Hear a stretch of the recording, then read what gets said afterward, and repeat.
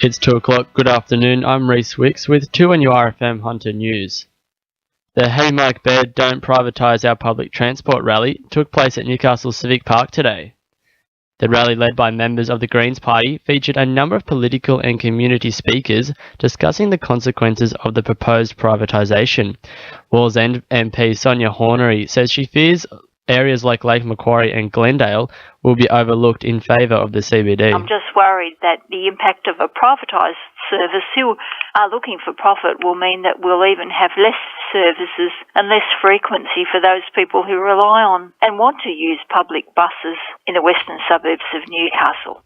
A report from the Bureau of Health Information has found the number of patients being treated in emergency departments across the state has increased by more than 21,000 this year compared to the same time last year.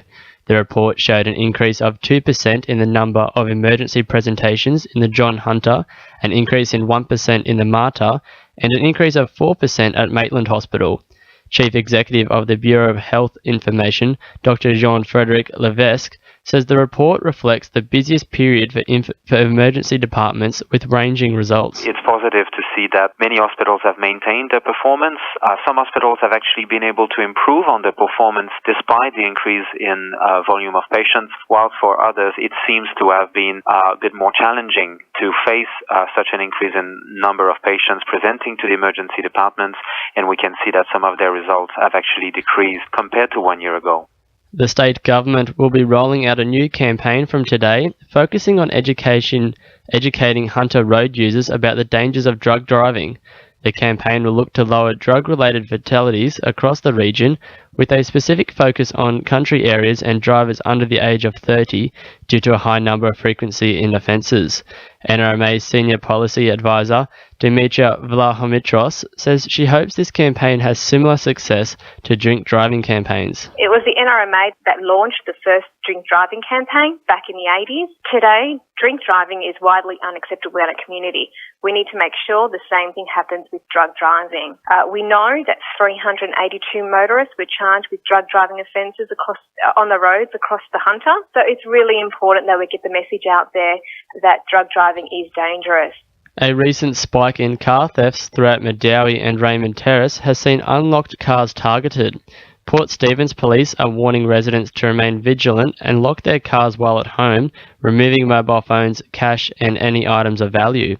Crime Manager at Port Stephens Local Command, George Radmore, encourages people to report anything they think may be suspicious. I'll contact police immediately through 000 if they actually witness something happening. Of course, if something has occurred and they want to report it, they can certainly report it to their local police station or ring the police assistance line, and that can be reported by the phone. Hunter Valley workers at the Drayton South mine are preparing for post-Christmas redundancies after the rejection of an extension that could put the local thoroughbred industry at risk. Drayton South workers have hung their shirts on a fence opposite a horse stud in protest of this ruling by the Planning and Assessment Commission. Upper Hunter Community Services Manager Sue Milton says the report has its flaws. If you read the report, it's not about the health of the horses, the reasoning for it not being accepted. It's about the aesthetics of the site, and I think that's not good at all. In finance, the All Ords is up 96 points at 53.14, and $1 Australian is buying 72.47 US cents. Sport. Thanks to our sponsor, Warners Bay Sports Club. Concerns have been raised over the Newcastle Knights 2016 draw. The possibility of player fatigue is being highlighted by the Rugby League Players Association, with the Knights one of many clubs facing multiple 5-day turnarounds this season. Newcastle also faces 4 of their first 5 rounds in enemy territory. Meanwhile, Knights prop Jack Stockwell will be out of action for several weeks after undergoing surgery on a caught thigh. The 23-year-old remains on crutches and is set to see a specialist later this week. And Australian Joey's striker Cameron Joyce is hoping to play for Newcastle when he finishes up with the National Youth League in January. The emerging Jets graduate has been at the FFA Centre of Excellence in Canberra since the start of last year and wants to secure a contract with Newcastle when he returns home. Youth coach Clayton Zane has kept in contact with Joyce and is reportedly keen to sign the 17-year-old.